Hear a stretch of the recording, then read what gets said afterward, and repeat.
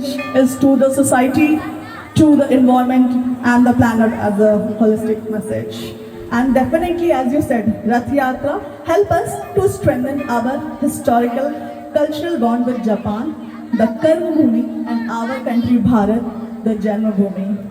As shared by Rudra Sir, this Yatra is celebrated all over the world as Chariot Festival, which also resonates with Japanese Omikoshi Matsuri, with underlying aim to promote peace and harmony among all. It embodies Vasudeva Kutumbakam. Now, I would like to invite Mr. Tilak Raj Gambhir, Executive Member, Uttarakhand Government, to share his thoughts on this grand occasion.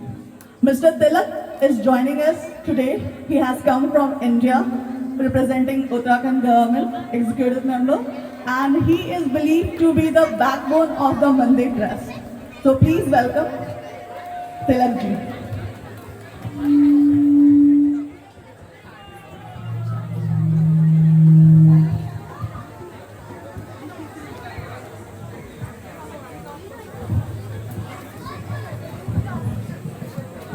Japan के राम मंदिर प्रांगण में उपस्थित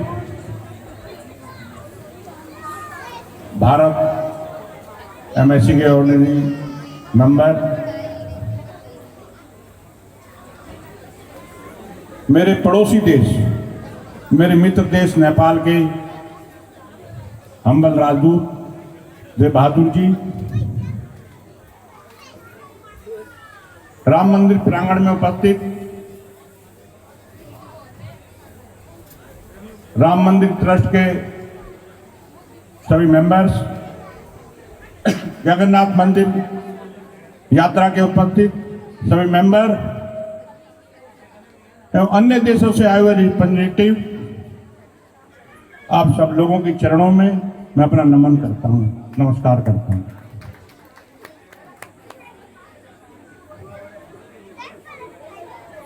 राम मंदिर लोगों के लिए एक शब्द होगा, शब्द, लेकिन भारत वासियों के लिए और मेरे मित्र नेपाल देश के लिए ये हमारे इष्ट देव है, हमारा भगवान है, हमारी संस्कार है, हमारी मातृभूमि है।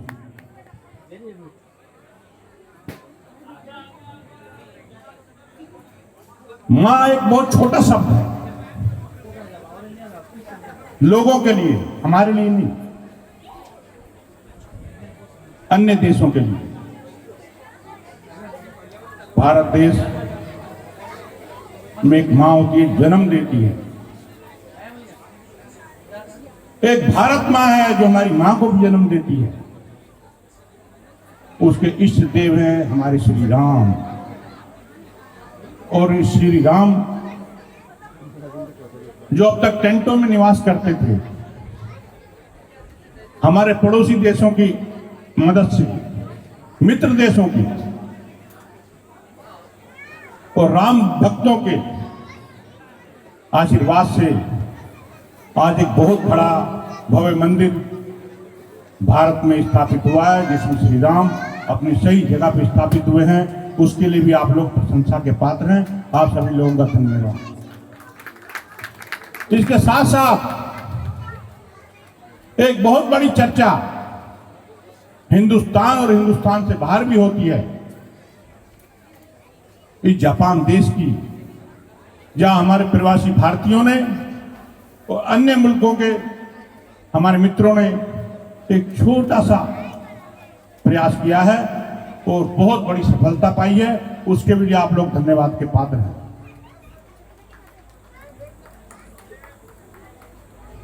जैसा कि मैंने बताया, और राजनीतिक दलों के लिए, तो सॉरी अभी बात चल रहा था कि राजनीतिक बात नहीं होना चाहिए, मैं राजनीतिक व्यक्ति हूं, थोड़ा सा बात हो जाता है, उसके लिए माफी चाहूंगा। अन्य राजनीतिक दलों के लिए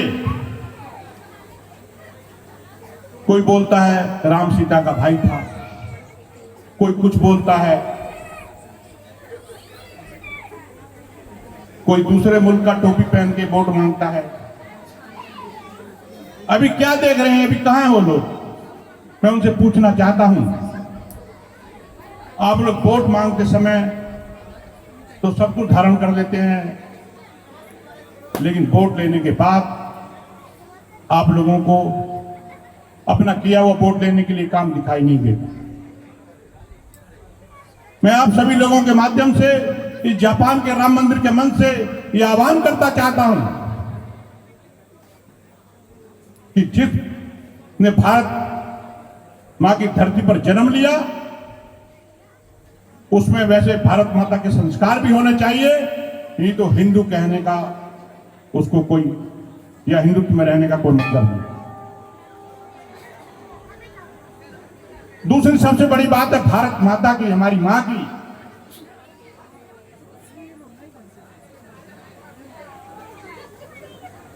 भारत माता में जन्म लेने वाला आदमी केवल हिंदू ही हो सकता है, और हिंदू के बारे में बात करने वाला, भारत माता के बारे में विरोध में बात करने वाला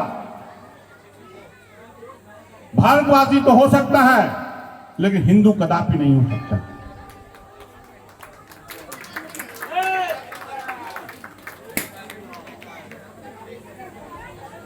मां का वर्णन शब्दों से नहीं किया जा सकता, हृदय की गहराइयों से, इमोशनली, भावनात्मक होता है मां का वर्णन। और जो हमारी मां के प्रति अब शब्द बोलेगा, मैं भारत में होता तो और बड़ी बात कह सकता था, उत्तराखंड में होता तो, लेकिन यहां यही बात कह सकता हूं कि वो आपका कभी सगा नहीं हो सकता जो भारत मां के विरोध में कोई बात करेगा। कहने को बहुत कुछ है, लेकिन मैं राजनीतिक आदमी हूं, मेरे से और सब निकलता नहीं, राजनीति निकला। अगर इसमें भी आप किसी को मेरी बात से ठेस पहुंचा, उसके लिए मैं क्षमा प्रार्थी हूं। जय भारत, जय उत्तराखंड, जय पाल, हमारा मित्र देश Nepal. Thank you, Mr. Tilan Rao.